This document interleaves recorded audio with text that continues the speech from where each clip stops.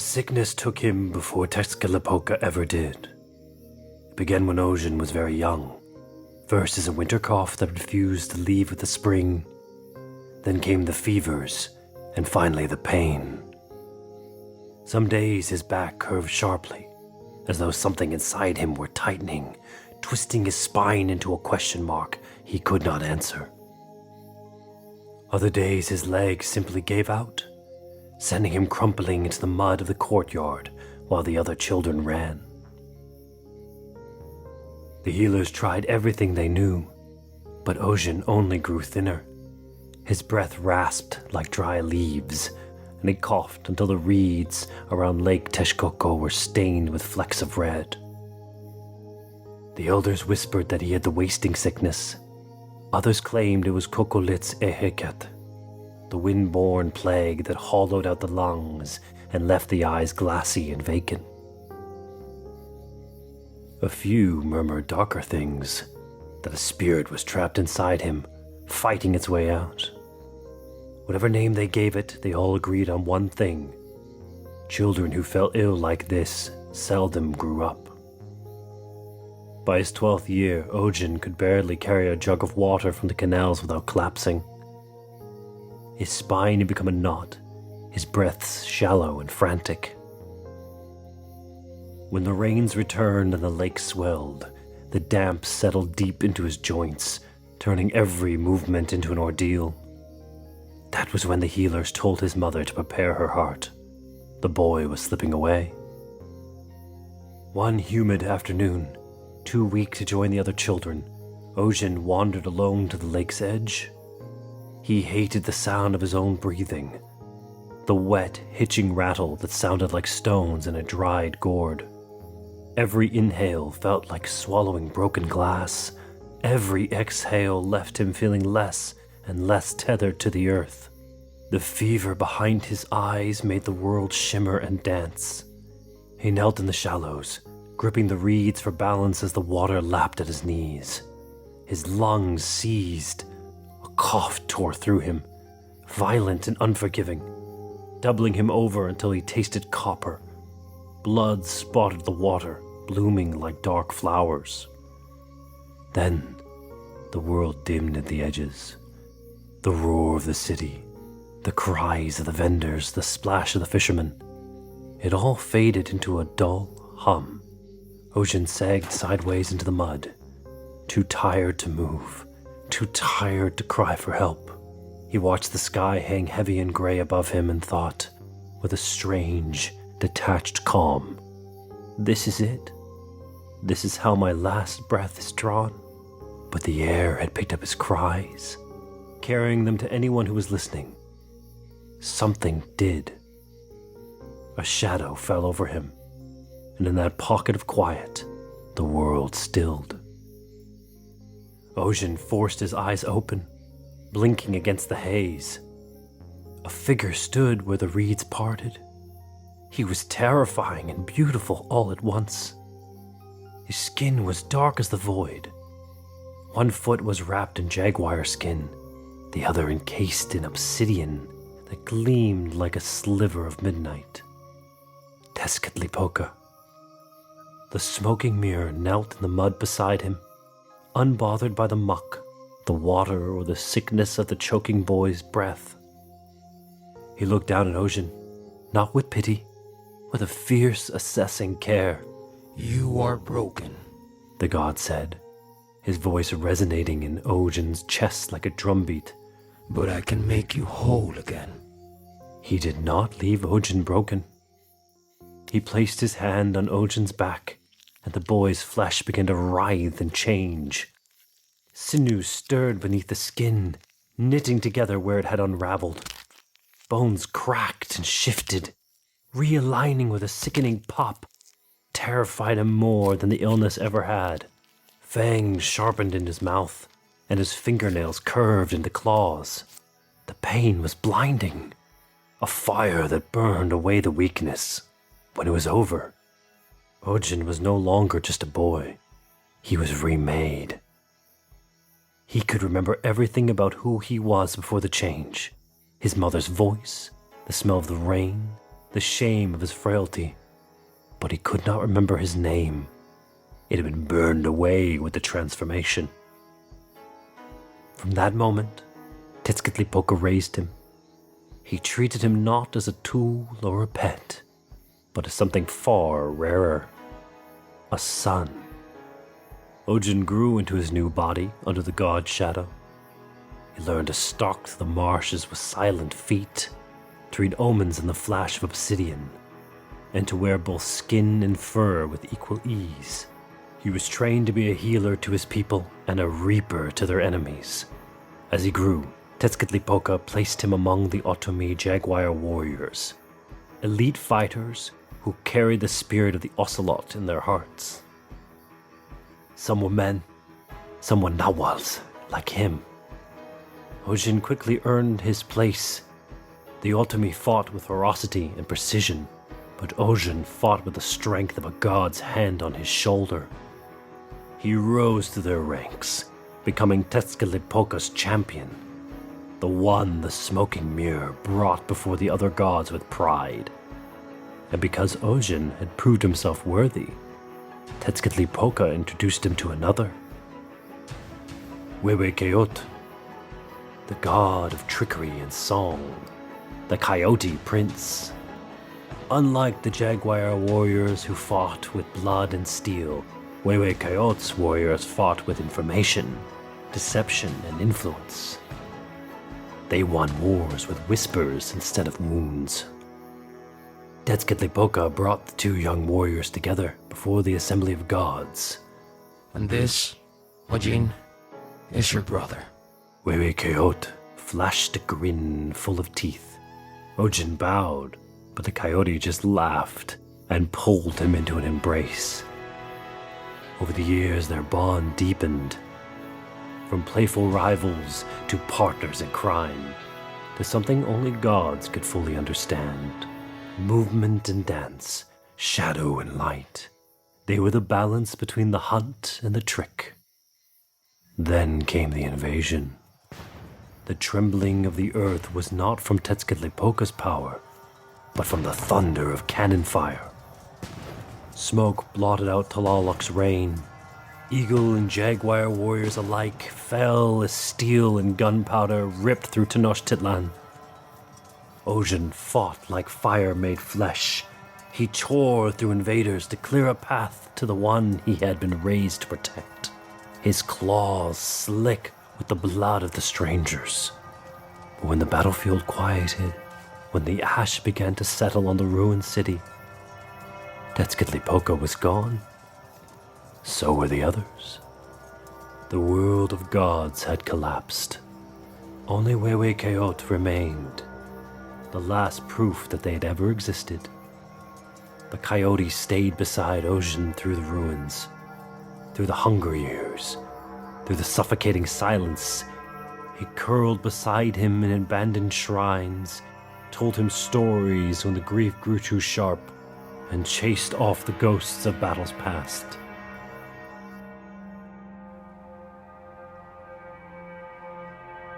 But gods live forever, men do not. Ollin's body, once saved by the smoking mirror, grew tired. The decades passed, and his shape weakened, his spirit wearing down the vessel like water wears down stone.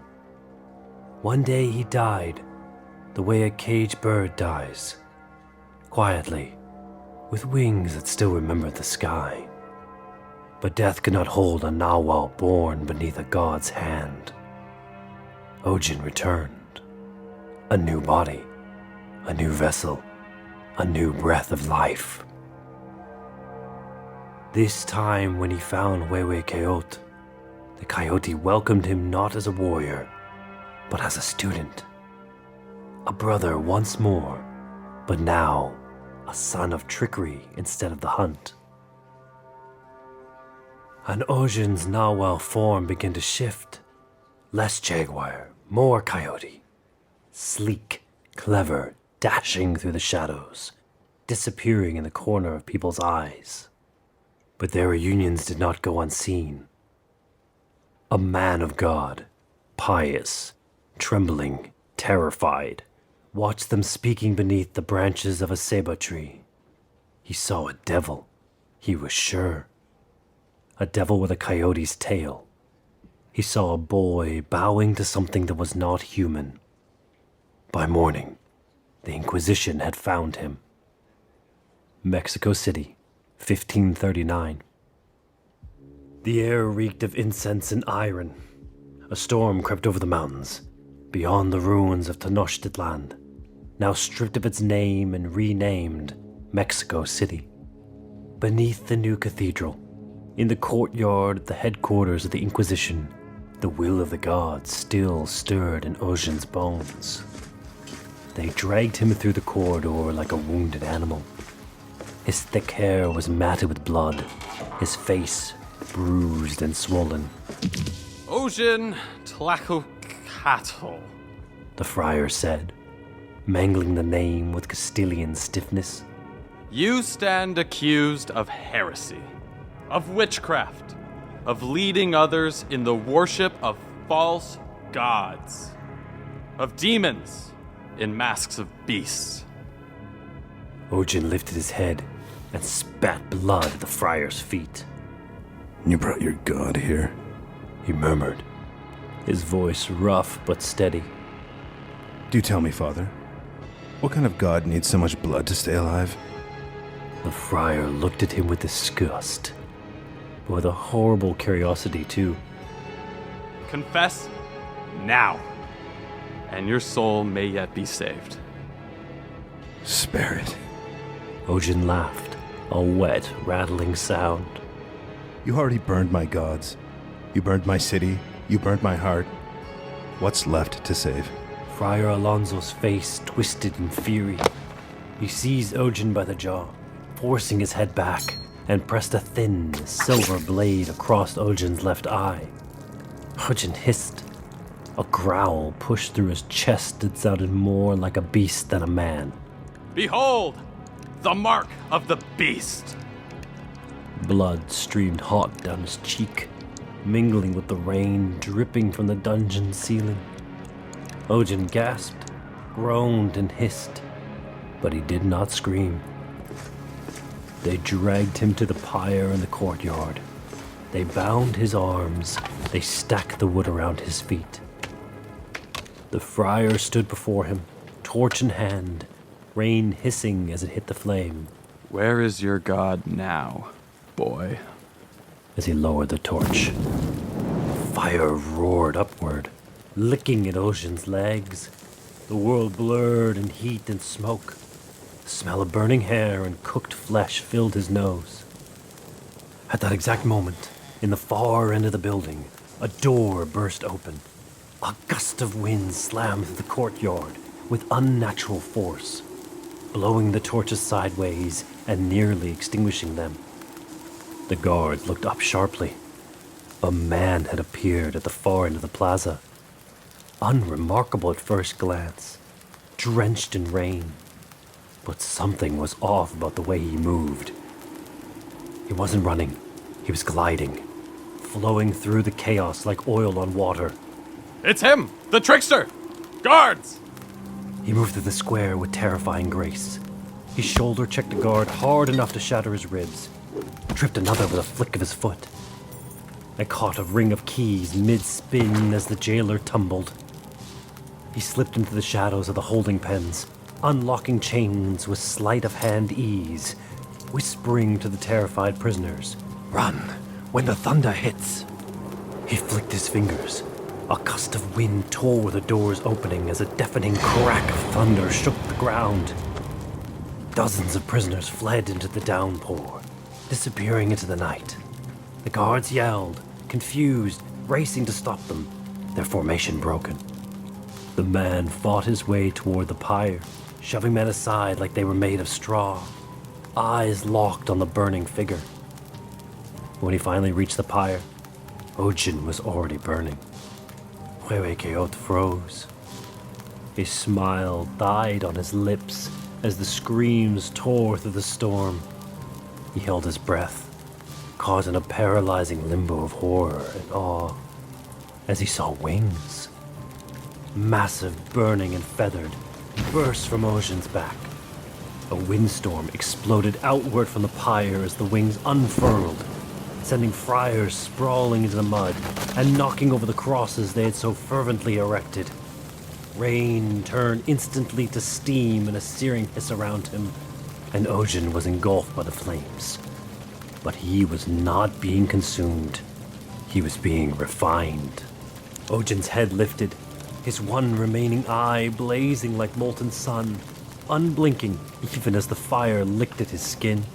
For a heartbeat, Huehuecoyotl saw the boy he'd once played music with in the high meadows.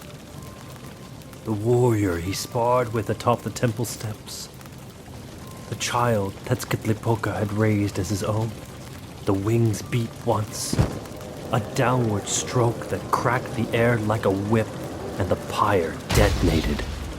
Ocean shot upward in a column of fire, a meteor tearing itself free from the earth's grip, leaving the holy tribunal of the Inquisition gaping at the sky. The priests fell to their knees. Some made the signs of the cross weeping. Some screamed the devil had come for them.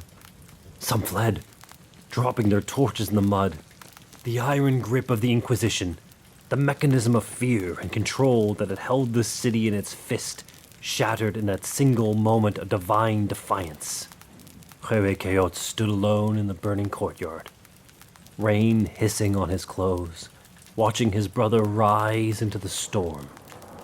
A streak of fire arced across the sky northward, far beyond the mountains and deserts, till it vanished into the dark night.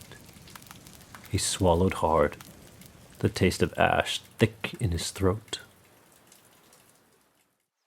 In a forest far to the north, a place of ancient cedar and wild fig created by the tallest mountains, a fireball slammed into a mossy clearing. The trees groaned, sap boiling instantly where the heat touched. The flames died slowly, crackling as they receded into the earth. And there, curled among the ferns and the cooling embers, lay a young little boy. Barefoot, shivering, alive. He was new once again. The body was small, unscarred and fresh.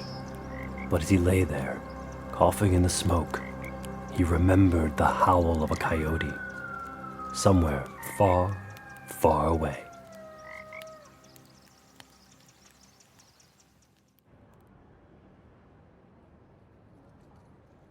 Rooftop, Mexico City, 2025.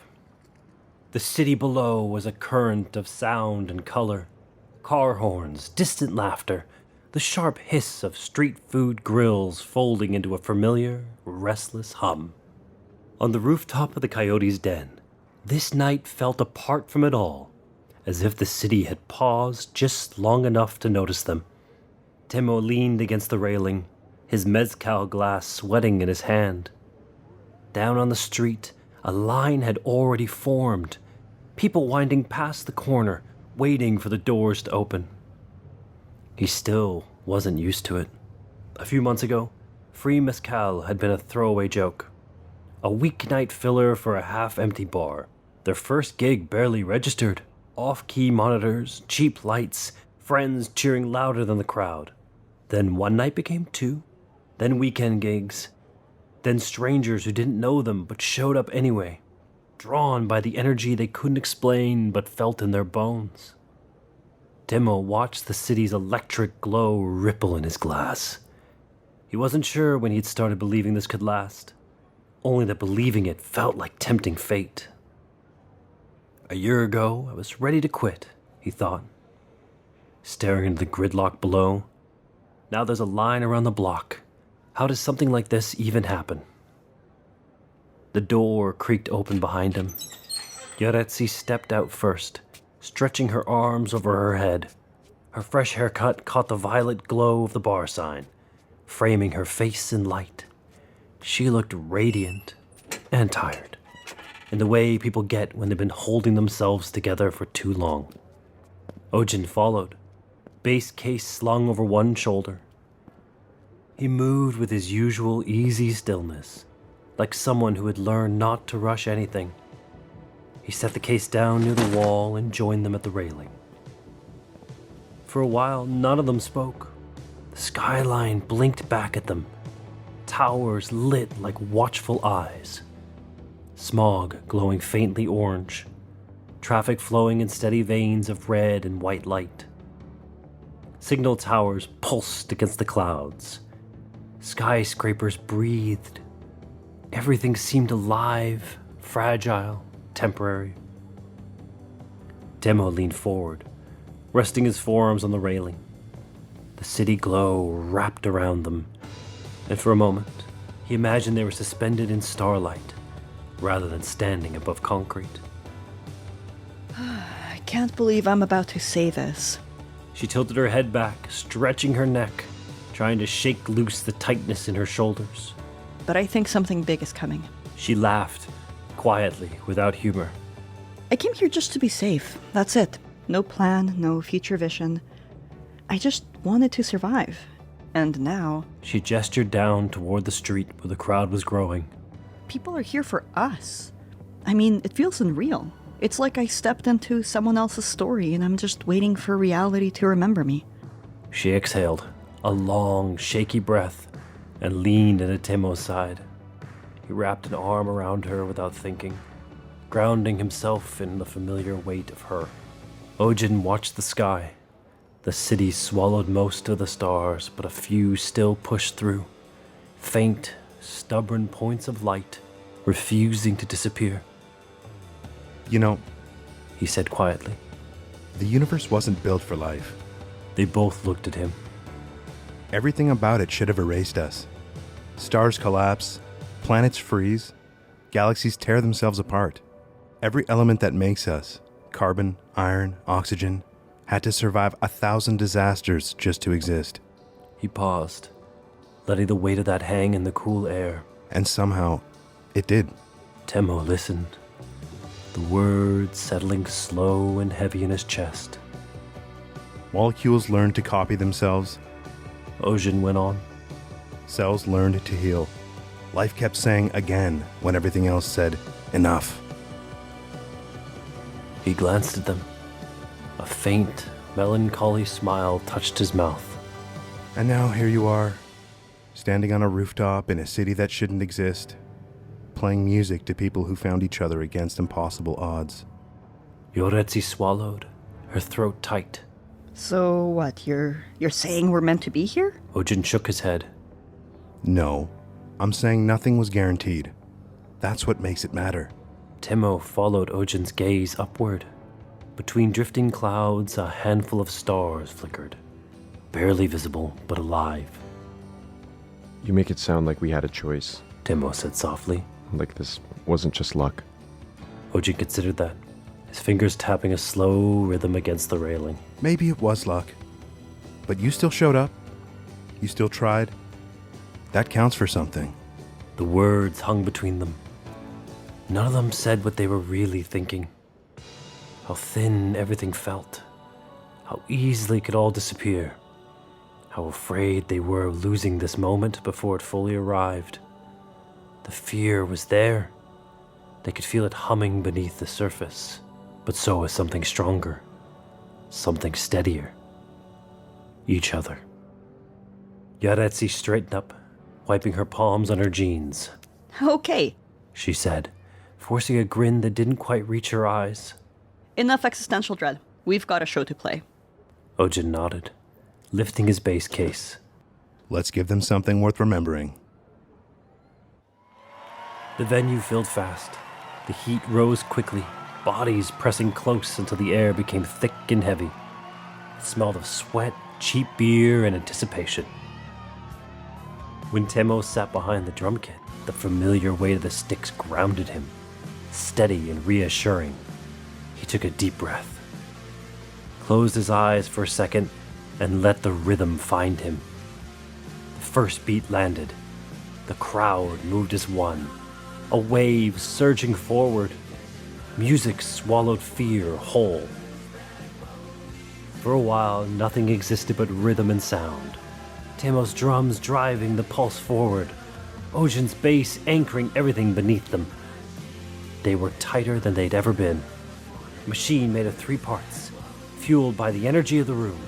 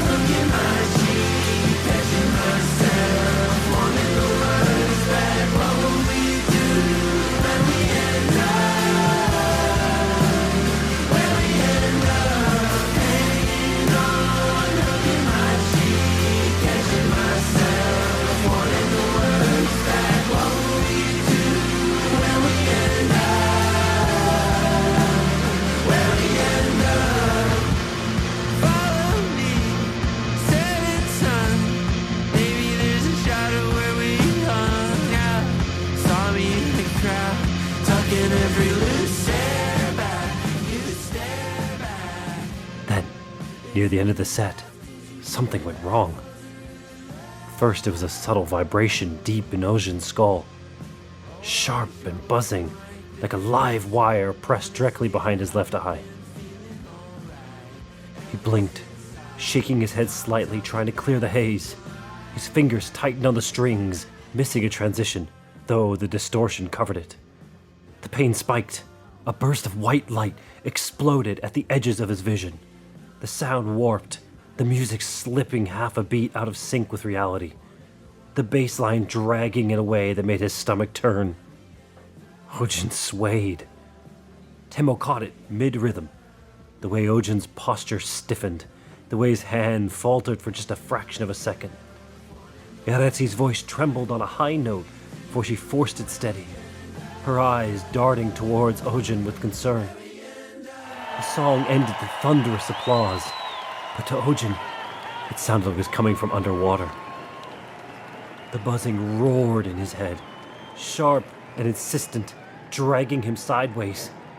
He reached for the amp to steady himself, breath coming shallow and fast as the pain flared behind his eye, old, familiar, and suddenly unbearable. It felt like that night. It felt like the fire. For a heartbeat, the world tilted. The lights of the venue smeared into streaks of neon, and Ojin nearly fell. Ojin's knees buckled. The pain behind his left eye flared white-hot, sharp and buzzing, like something drilling inward. The roar of the crowd dulled to a distant smear of sound as his vision narrowed to a pinprick. Tenō was there instantly, hands gripping his shoulders, steady and solid, anchoring him before he could hit the floor. Hey, Tenō said, close now, shouting to be heard over the applause. I've got you. Ojin sucked in a breath. Another. The room tilted violently, the lights of the venue smearing into streaks of neon. And then, just past the edge of the crowd, where the shadows pooled thick, he saw it. A shape moving against the grain of bodies, not pushing, not rushing, gliding. Its outline blurred, folding into the darkness with every step like it didn't quite belong to the same space as everyone else. It didn't have the hungry gait of a fan, or the stumbling walk of a drunk. It moved with purpose. It wasn't headed for the exit. It was headed back there, toward the office. Huehuecoyotl's warning echoed in his skull, sharp as a command. No one gets in there.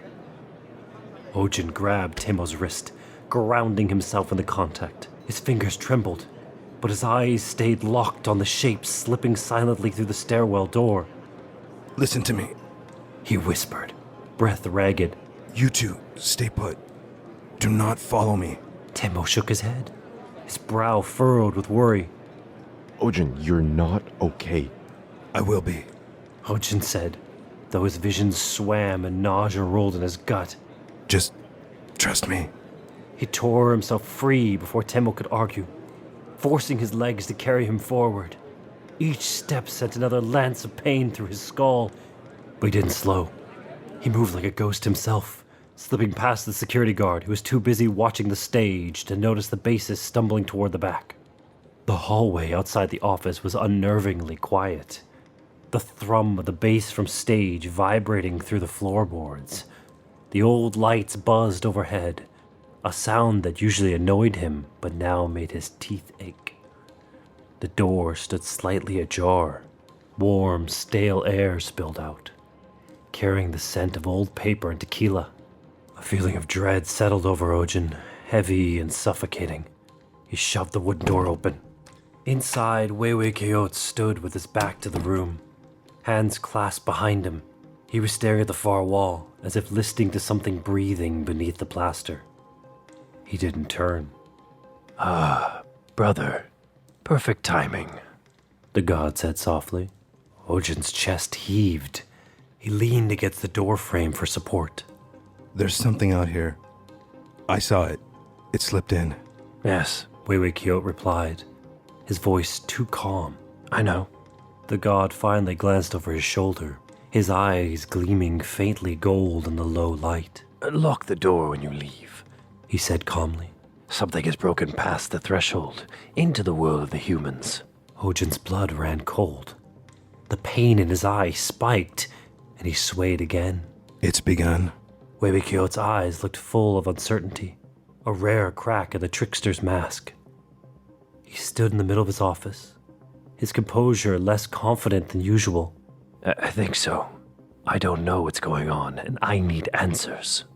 He knelt, ignoring the groan of his knees, and tugged the threadbare carpet aside, revealed a narrow seam in the floorboards.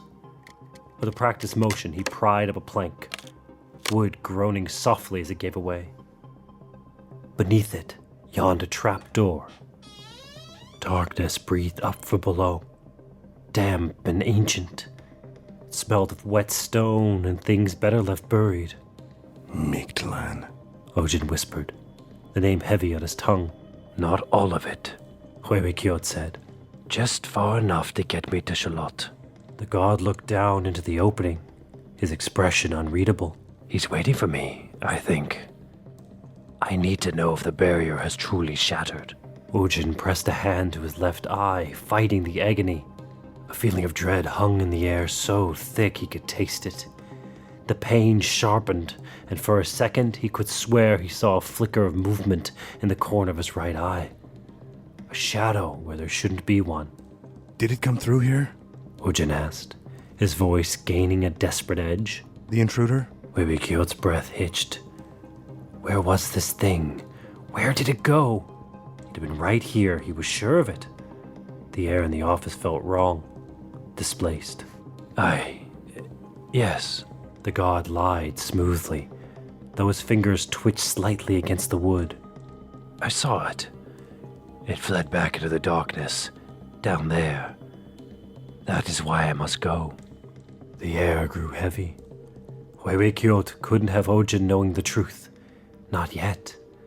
The trickster's plan had a major, glaring hole. It wasn't supposed to happen this soon. The cracks were showing too early, and if Ojin knew the enemy was already loose in the bar, he would never leave to protect the humans.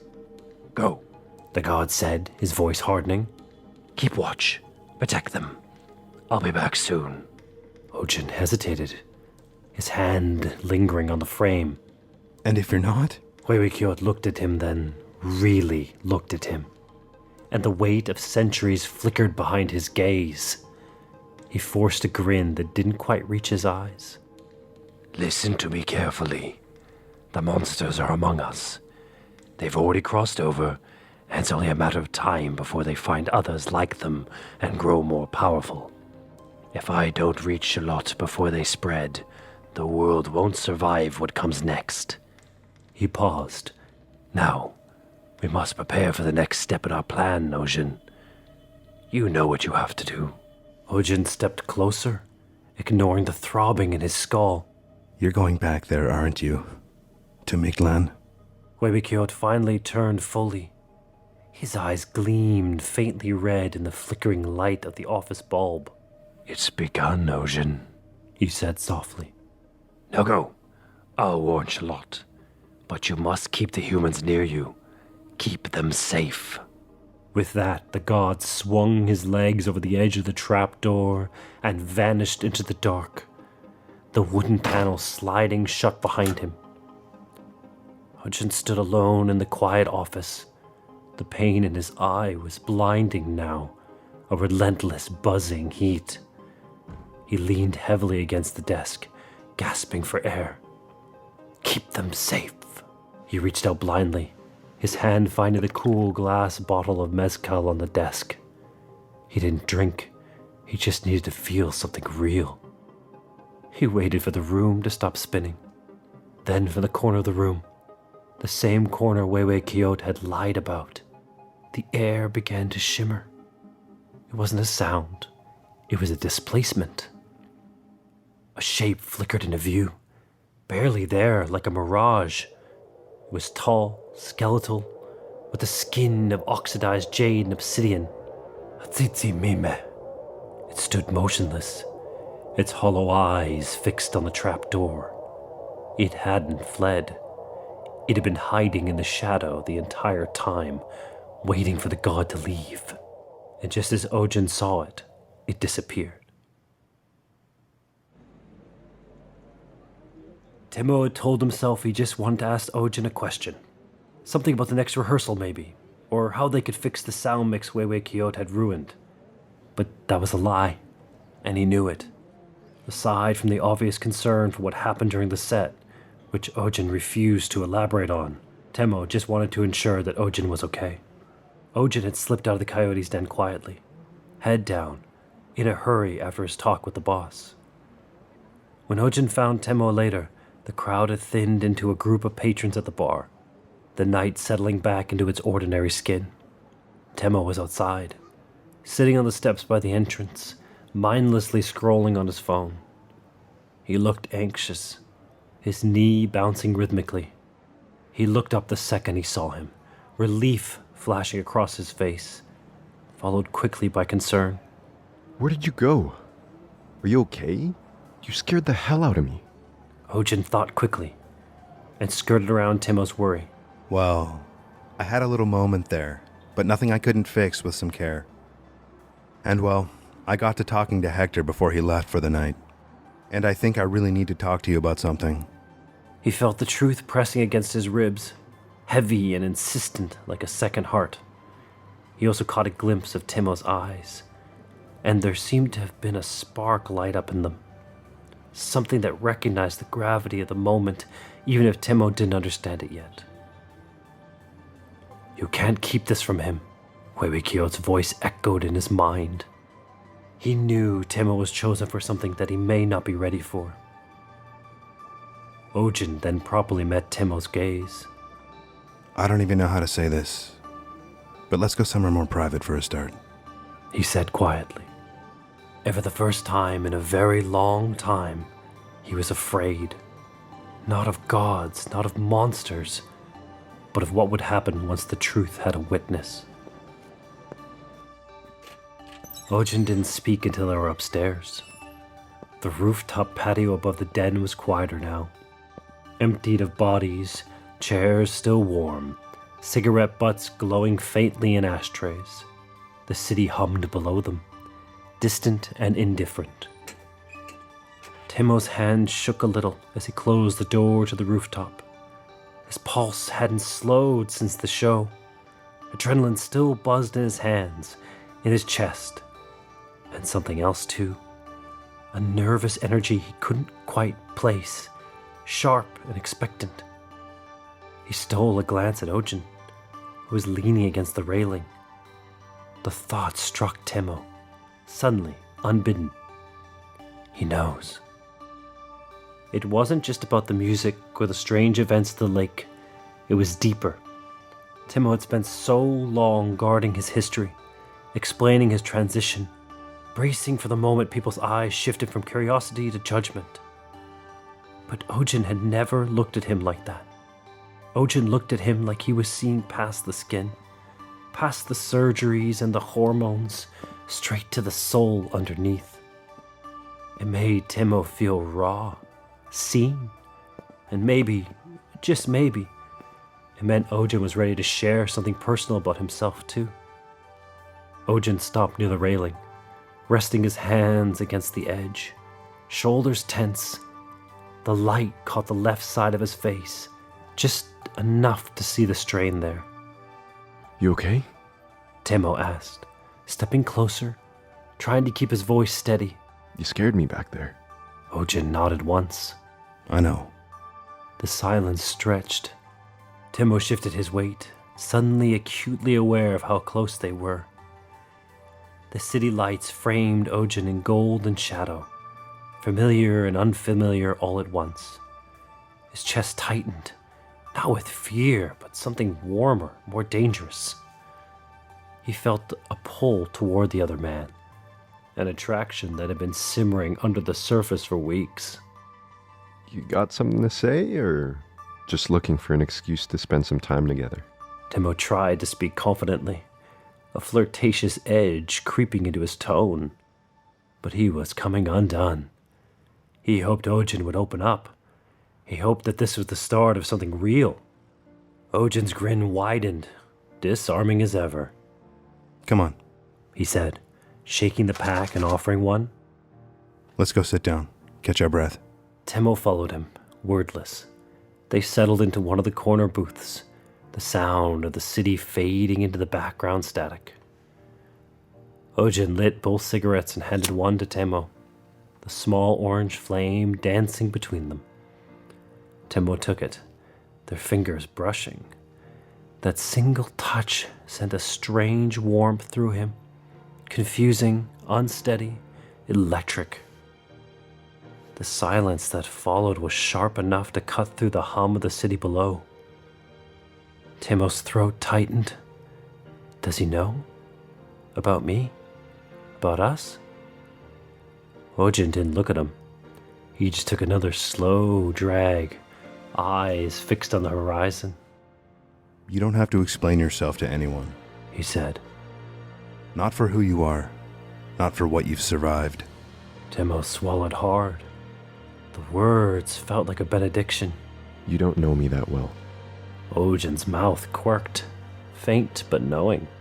Maybe not, but I see more than you think I do. I pay attention. Something shifted between them, the kind of tension that made the world feel smaller, the air heavier. Tenō looked down at his hands, unsure what to do with the ache behind his ribs. You sound like you've done a lot of explaining yourself. Ojin gave a quiet laugh, but there was no humor in it. I used to. Now I just try to live with what I am. Tenō studied him for a long moment, the outline of his jaw, the soft curl of his hair catching the moonlight, the faint unease in his voice that betrayed something lurking beneath. He wanted to ask, "What are you?" But he didn't. Not yet.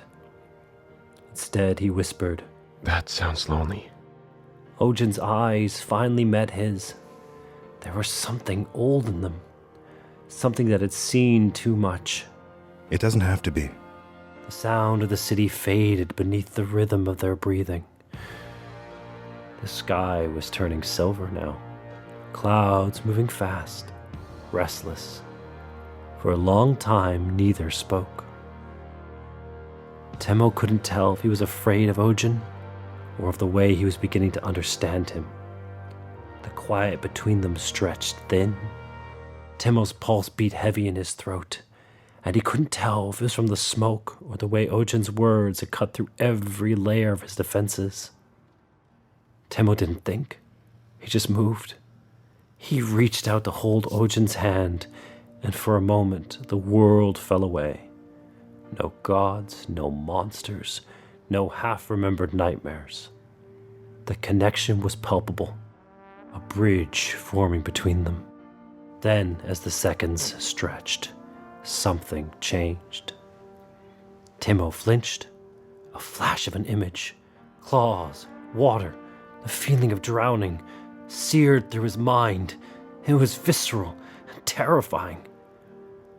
Tenō tried to find the words, to grasp at the intimacy that had just been there. But Ojin was already retreating. Not physically, but behind that old, practiced calm, the look of someone who had seen this rejection before. You don't have to... Tenō started, panic rising, but Ojin's voice cut through the air, quiet and steady. You're afraid of me. Tenō froze, his heart seizing. No, Ojin's eyes lowered, the corners of his mouth tightening into something unreadable. It's fine. He said, though the words carried no conviction. Most people are, once they see what they weren't meant to. Tenō shook his head, guilt rising in his chest like bile. It's not like that. Ojin's gaze lifted again, sharper now, the gold in his eyes catching what little moonlight filtered through the clouds. His voice dropped to a whisper. You know, don't you? Tenō's throat closed up. He didn't know what Ojin was asking, but the weight of it was crushing. Tenō, He said sternly. listen to me. The tone stopped him cold. Ojin's voice was less playful now, more urgent. Up close, the exhaustion was clearer. The faint tremors in his hands, the careful control in his breathing. His gaze held Tenō's, steady but weighted, like he was bracing himself against something unseen. How much do you remember Ojin asked slowly. about Chapultepec? The word landed wrong. Tenō blinked. Chapultepec? Yes. A flicker of unease slid down his spine. The warmth he'd felt moments before cooled, replaced by something heavier. That night? By the lake? Ojin pressed. Tenō's smile faded. He hadn't thought about it in weeks. Not directly. Every time his mind brushed against the memory, it skidded sideways, refusing to settle, like a needle skipping over a scratched record. I remember water. He said, after a moment, his voice trembling. Cold. The sound of it moving. His brow furrowed as he chased the phantom thread. And then panic. Something grabbing Yeretsi. Ojin watched his face carefully, his own expression unreadable in the half-light. And? Tenō hesitated, the taste of ash in his mouth. She doesn't remember anything from the attack. She told me it all just went blank. Ojin exhaled slowly, a long, ragged breath that seemed to deflate him. He looked like a man who had expected a punch but was still winded by the impact. I know. Tenō felt his chest tighten, the anxiety from before transmuting into something sharper. Why are you asking me this? Why does it matter? Ojin didn't answer right away. He turned back toward the railing, staring out at the city as if the miles of concrete and neon might offer him escape. He sighed, the sound heavy in the quiet night. Do you remember seeing anything before you hit the ground? He asked quietly. Tenō closed his eyes. Lightning flashed behind his eyelids, illuminating a fractured image he had never been able to place.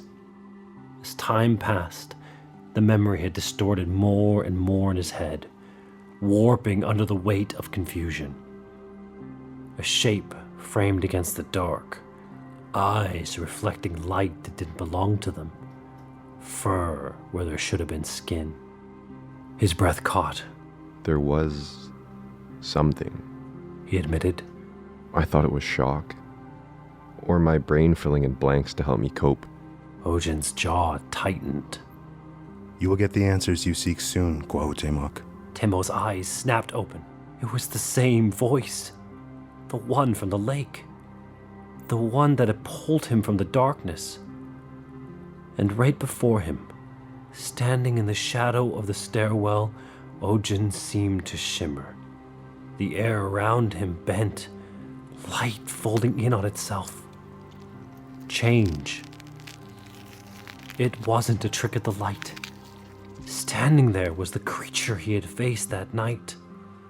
Not the thing that had hurt Yoretsi, but the one who had saved her. The wolf with feathers. The beast.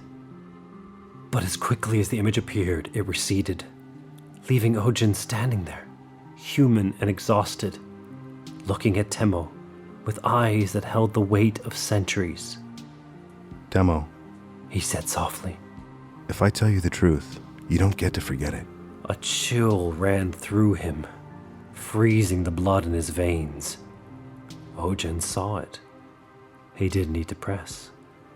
The air between them turned cold, and Tenō took an instinctive step away, the sudden shift in reality jarring him. I needed to show you what I am, Ojin said, his voice dropping. so you'll believe what I'm going to say now. Tenō sat frozen across from Ojin on the rooftop, the cigarette forgotten and burning down between his fingers. He could feel the blood pounding behind his ears, every instinct screaming to run. Yet he couldn't look away from Ojin's eyes.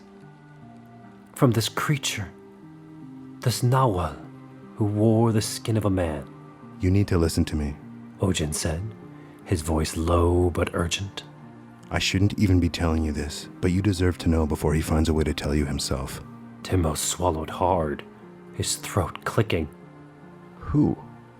Ojin leaned forward, elbows on his knees, eyes fixed on the distant skyline. Huehuecoyotl.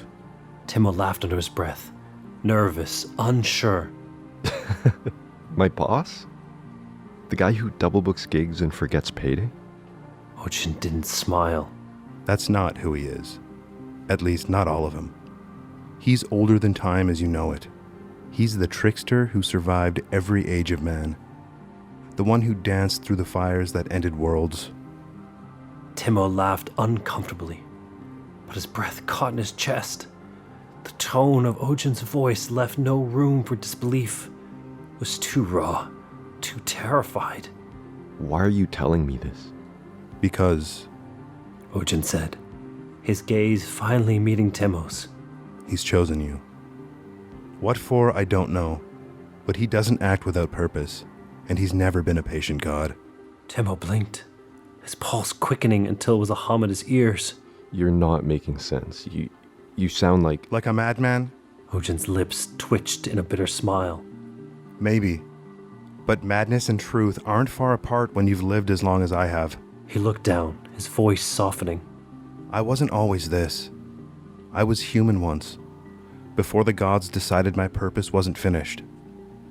And I remember what it felt like, to have dreams, to fight for something, to believe in more than survival.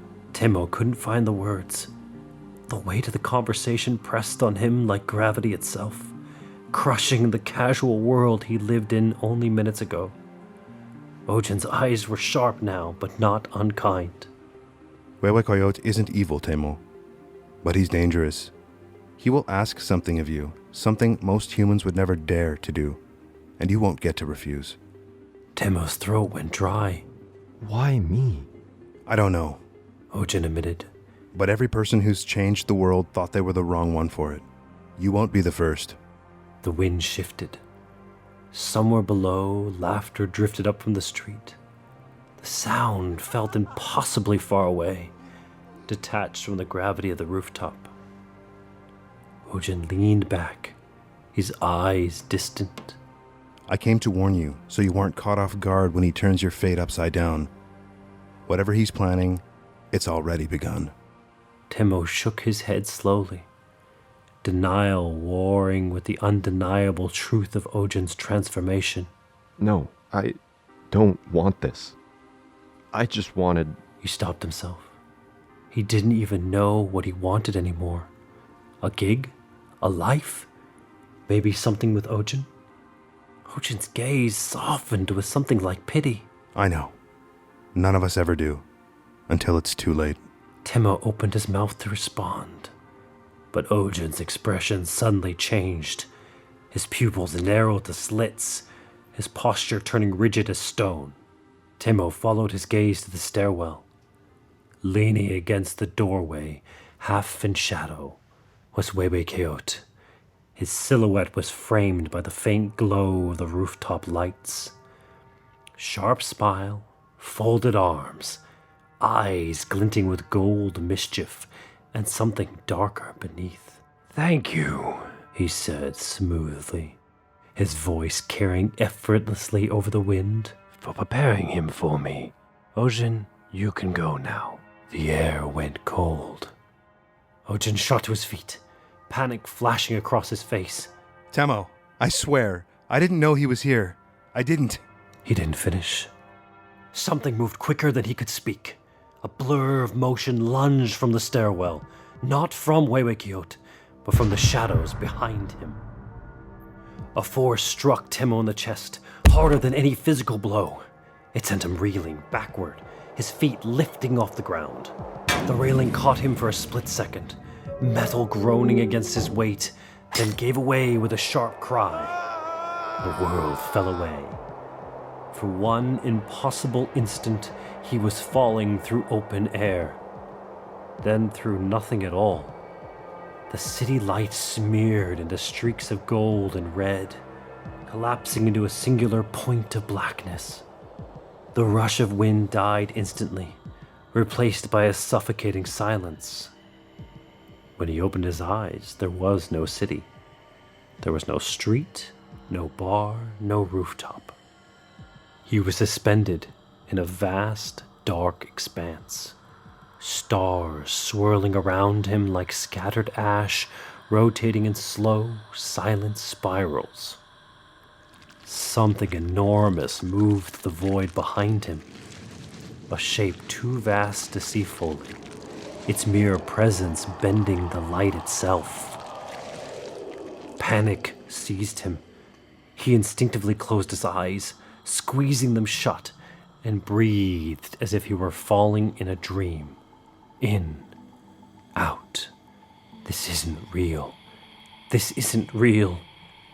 Temo gasped, clutching at the emptiness. And when he blinked again, the stars were gone.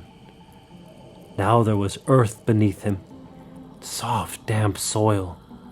The air smelled of rain, pine, and smoke. He looked up and saw towering trees reaching into an endless dusk sky. The leaves were a deep, bruised purple, rustling without wind. In front of him burned a fire, steady, bright, ancient. And sitting beside it, with the same easy grin and eyes that seen the birth and death of worlds, was Huehuecoyotl.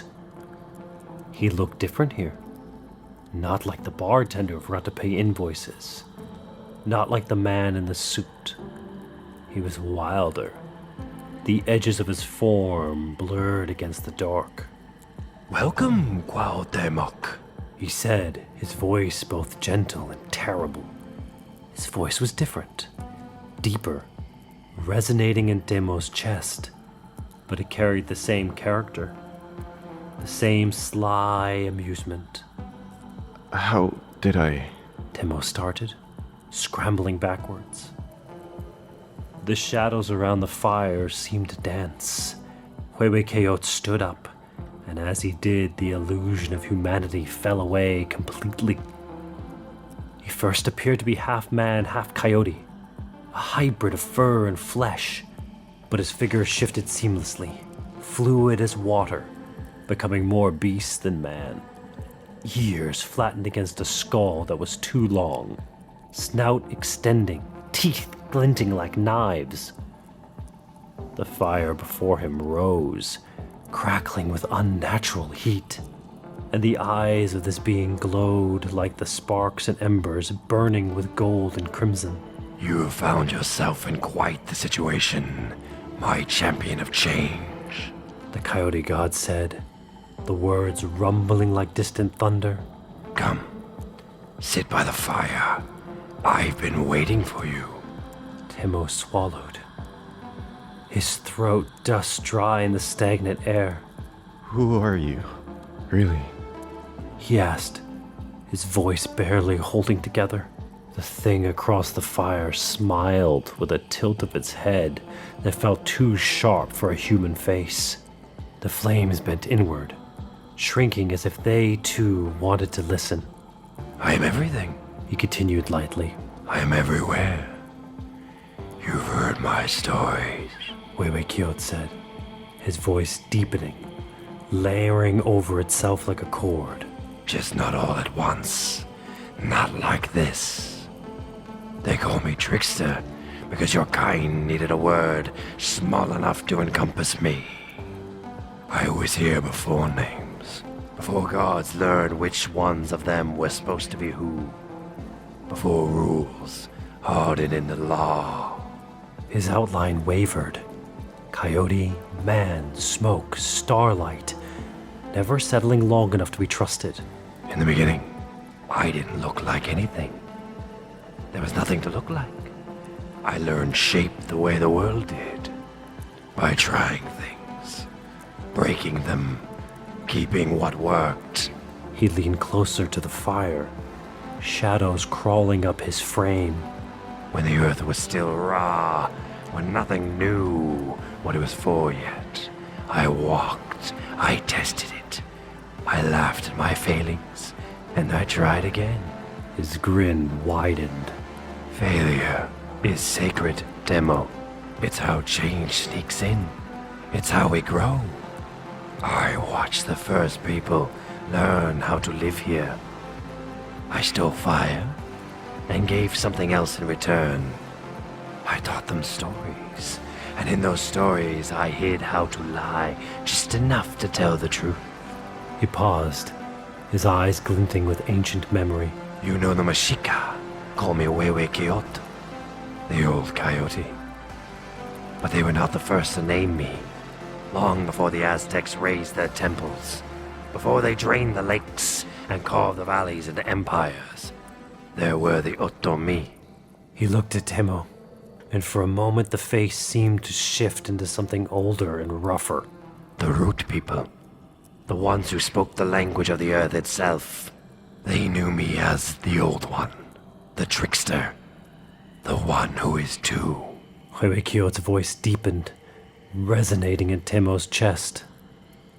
His eyes flicked back to Temo, fierce and proud. I broke taboos, so others could survive them. They say I brought chaos. What I brought was motion, art, song, and change. Stagnation kills worlds faster than fire ever could. The fire popped, sharp, shooting embers into the night. You built temples for my siblings, Huehuecoyotl said, almost fondly. Gave them maize, blood, songs. They needed devotion. I didn't. He tapped his chest. I lived in your laughter, your mistakes, your hunger to know what happens if you step just a little further than you're supposed to. When you peek behind the curtain. Something in his eyes shifted. Suddenly Temo understood, with profound clarity. Huehuecoyotl had never been outside humanity. I have walked beside you, Huehuecoyotl said, his voice dropping heavy with the weight of ages. I have seen what you do with the gift I gave you. I have stood in the mud with the rebels who refused to kneel. I have sung over the bodies of the good people who bled out defending the right to speak. Images flashed in the dark, tattered flags, faces bruised but unbroken, the crack of muskets and the roar of crowds. I have watched empires try to crush the human spirit. He went on, his tone reverent and fierce. I have seen them burn books and break bones, thinking that if they silence the noise, they kill the resistance. But they never do. He leaned closer now. I have been there when the world tried to stifle the spark. I watched the poet write in the dark because the light was forbidden. I have watched ceremonies happen where prying eyes couldn't see, lest someone be punished for being who they are. I watched the musician play until their fingers bled because the melody was the only weapon they had left. I have seen good people die, Temo. I have watched them fall, one by one, defending that precious, terrible freedom. Do you think it's worth defending? His voice cracked with a strange, ancient sorrow. I know the cost of defiance. I know it better than any god, because I paid it alongside you. And I will tell you this. The world will try to break you. It will tell you that your voice is too small, that your art is a distraction, that your rebellion is futile. He grinned, sharp and wild. But it is not. It is everything. You think gods rule by force. Huehuecoyotl continued. That power looks like lightning or fire. No, kiddo. He shook his head. Power looks like an idea that won't leave you alone. And you hold more power than you could imagine. See, from time to time, I feel like I have to step in and remind you of that. He stepped closer. Not across the fire. Through the space where the fire had been. I'm the reason you ask questions you weren't supposed to. He said softly. The reason stories survive burning. The reason music keeps finding its way into the hands of people who change things. His eyes locked on the Temos. I don't sit on thrones, Huehuecoyotl whispered. I sit in crossroads, in punchlines. In the moment, someone decides the world doesn't get to stay the way it is. And right now, He said. you're standing in one. The fire went out completely, and Temo was falling through a void again. Eyes lit up in the dark as Temo fell. There was no ground, no sky, no direction, just the sensation of motion without destination. The kind of falling that reminds you of falling in a dream. The darkness was not empty, it was occupied, watching him pass through it like a thought not yet finished. Huehuecoyotl's eyes followed him, burning steady in the void. You've threaded close to the truth before, Temo. He said, voice carrying through the void. Every time the world tried to tell you who you were supposed to be, you refused to fit. The falling started to slow, just enough to be felt. That's how it starts. That's how it always starts. I am not the god of kings. I never was. His tone sharpened slightly. Kings need stillness, control, predictability. I am the god of what breaks them. Something fast moved beneath Temo, not catching him, not supporting him, but aligning with his fall. I steer you through this because the world ends once more. Huehuecoyotl said, his voice growing urgent. The fifth sun is dying, Temo. It is flickering out. The order that held it together is rotting from the inside. He stepped closer, the darkness peeling back to reveal a vision of a massive feathered serpent, its eyes closed in deep slumber. But there is another way, The god whispered. Quetzalcoatl. Temo stared at the vision. The feathered serpent is the god of knowledge, of wind, of dawn. Huehuecoyotl said. He is the enlightened one. He wants to bring about the sixth sun in his own way. Not an age of blood or sacrifice, but an age of rebirth. A time where the mind and spirit are free, where the world breathes finally. He looked at Temo with intense focus. He is sleeping Cuauhtémoc, waiting in the hollow places of this world. But he can be woken, and you are the key. The void hummed with potential. To wake him, to bring about the new age of change and enlightenment, there is a price. Huehuecoyotl said, his voice dropping to a conspiratorial whisper. The old world will not go quietly. It will demand sacrifice to grease the wheels of change. He leaned in, his eyes burning into Temo's soul. And unfortunately, Huehuecoyotl said, smiling wide. Temo, that means you. Are you willing to do it? Are you willing to make the sacrifice that is needed? Even if it costs you everything? Timo's breath hitched. The question hung in the air, heavy and terrifying. If it means change. Timo whispered, the words torn from him. If it means a world where we matter. Yes. Huehuecoyotl smiled, a satisfied, terrifying curve of his lips. Good. Suddenly the darkness pushed him into a liminal space.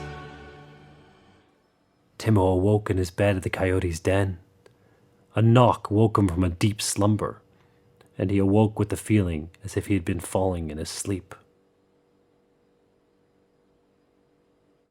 The Sixth Sun is a project by Coyote Studio. Thank you so much for your support and continuing to listen to us. The Sixth Sun is written by Abigail Roscoe, produced by Liv Kurt, with the voice talent of Hans Potter as our narrator and Huehuecoyotl, Ross Lee as Temo, Jamal Kuykendall as Ojin, myself as Yeretsi, Mateo Reyes as Tezcatlipoca, and Gray Ingram as Friar Alonso. A special thank you to Slow Cry for letting us use their song. They just released their first 2 singles, and if you enjoyed the concert scene, please go check them out. Also, one of the people in that band is the person who voices Ojin. So yeah, please go check out these amazing artists and leave them a comment, leave them a like, and tell them we say hi. We also want to once again thank Rich O'Coin for letting us use his music and lending us his support. Another amazing artist for you guys to check out if you like the music in this show. And today is a very special day because if you are listening to this, I am recovering from surgery. They took out my left eye. And if you're listening to this and you're thinking, wow, I really want to support these independent artists who are putting so much into this, please go check out our Patreon. There's going to be so many exciting news coming up about the Sixth Sun this year. For one, we are working on an animated trailer, and if you want to see this as an animated movie, keep your eyes out. There's some really exciting stuff coming, including plushies, merch, an art book, a whole lot of stuff, all to make this indie series possible. So I've been working on the series while dealing with intense migraines from glaucoma, dealing with chronic pain, a lot of health issues, and honestly, I wouldn't have it any other way, because working on this has proven to me that what I'm writing about here today isn't just performative hope. I'm doing something by actively creating hope for myself. And if you're still here and you're listening to me ramble on about this, I just want to share that everything's going to be okay. While celebrating Aztec mythology, the Sixth Sun also wishes to acknowledge that we have recorded and produced these episodes on the unceded territory of the Musqueam, Coast Salish, and Tsleil-Waututh nations. Thank you for your support on this project. It means a lot. Ever since I stopped talking back in July,